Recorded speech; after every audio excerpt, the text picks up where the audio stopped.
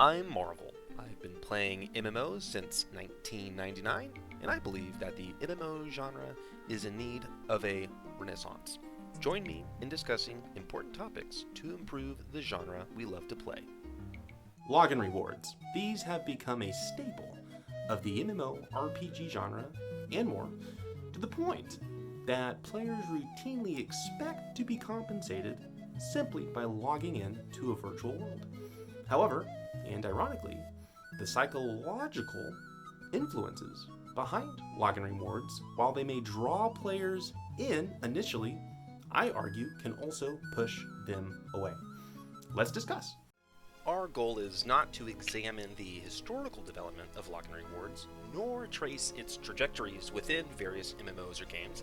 Instead, we will discuss how such systems may have negatively impacted the genre as a whole and offer potential improvements or solutions.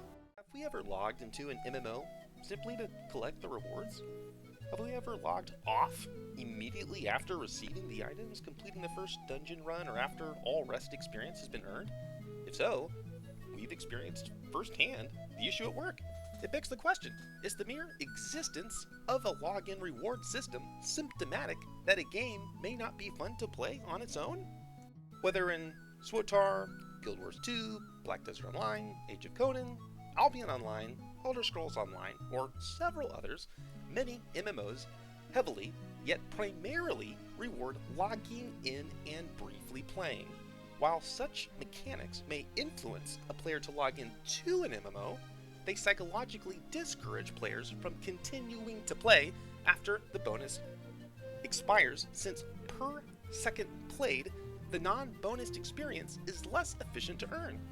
In fact, continuing to play an MMO after the bonus has expired is mathematically penalized because each second spent is less efficient in total experience generation. In terms of total hours played divided by total experience gained, the most efficient players would only play when their time invested yields the highest returns. Let me break this down. I log into a game. For the first 30 minutes, I'm given a 100% experience boost. At minute 31, my rate of progression slows to 50% of what it was, thereby making playing the game longer feel less rewarding. Now, while we're discussing a specific type of login reward in general with this example, the question still stands. Why not simply make the game feel more rewarding without having to rely on a inflated rate of progression as a result of logging in? Understanding how players play their games is important. A statistically significant number of MMOers enjoy playing efficiently.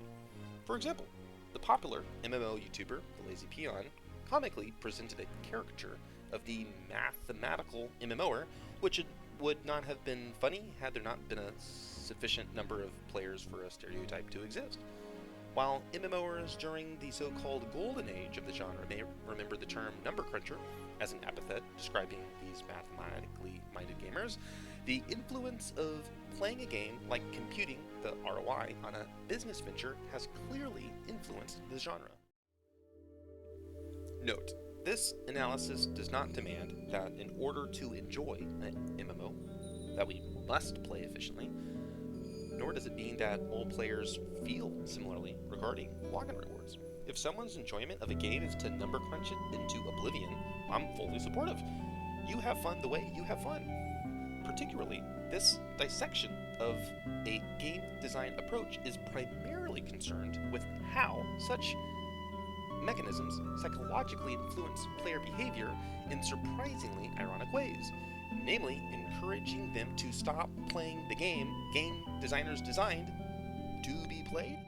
In the field of psychoanalysis, login rewards, typically scheduled daily, are categorized as a fixed interval appointment in which players are able to predictably determine when to receive a reward. A similar system is used for boss timers, raid resets, and other temporally gated gameplay restrictions or rewards. Dr. Ben Lewis Evans of Epic Games discussed the reward psychology of games at a 2017 GCD presentation, and if you are more curious about the neurological underpinnings of various reward schemata in games, I encourage you to carefully study his scholarship. In short, game designers overlap and intertwine various types of so-called appointments during which players feel rewarded. Fixed time intervals are pervasively used in MMO design, and for good reason. In fact, mobs spawning on a timer is a type of fixed time interval. I'm not arguing that the category of fixed interval appointments be removed, but I am arguing that we should rethink the specific type of appointment of login rewards. Consider this. What if Frodo could limit the effect of wearing Sauron's rings for the first 30 minutes upon waking up each day? Or what if Aragorn could ride Saphira 50% faster each morning? Or what if, upon landing at Crete, Theseus was given a percentage boost to defeat the Minotaur? However, just before he delved the labyrinth, it expired. Would he have continued to slay the beast, elope with Ariadne, and assume his father's throne? Or what if practicing jujitsu was only accelerated for the first 30 minutes of training?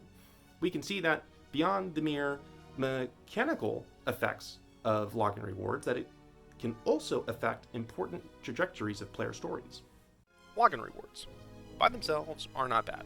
In fact, on the surface, one could presume that they help draw players into the game world to stay. But that is where the logic can seriously fail.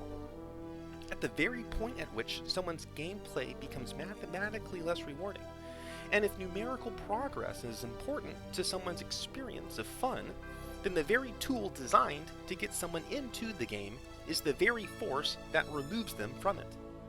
Ideally, MMOs provide an experience that is the reward.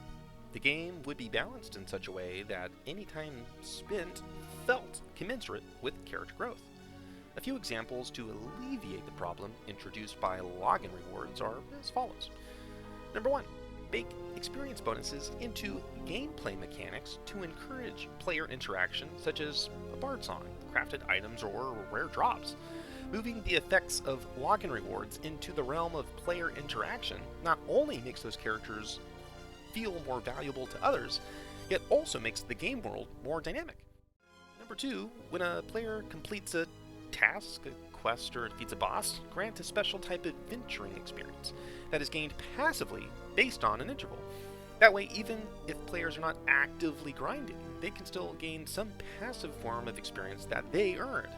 Aerolith, Neverwinter Nights 1 Persistent World, uses a type of passive experience gain that supplements traditional forms of experience to great effect. Third, encourage and support types of power leveling either through shared experience or unique rewards. Shards of Dahlia, a private server based on EverQuest 1, enables players to form groups that even when logged off, all players split experience gained. Moreover, Classic Conquer Online rewarded players who helped lower level tunes level up. Instead of giving arbitrary boosts, reward players for helping others. What do you think? Are login rewards imperative for the vitality of the MMORPG genre? Or do they seduce players into the server only to spit them out once they've been consumed like a nymph luring an adventurer into the depths? Well, let me know your thoughts. Thank you for watching, and I'll see you next time.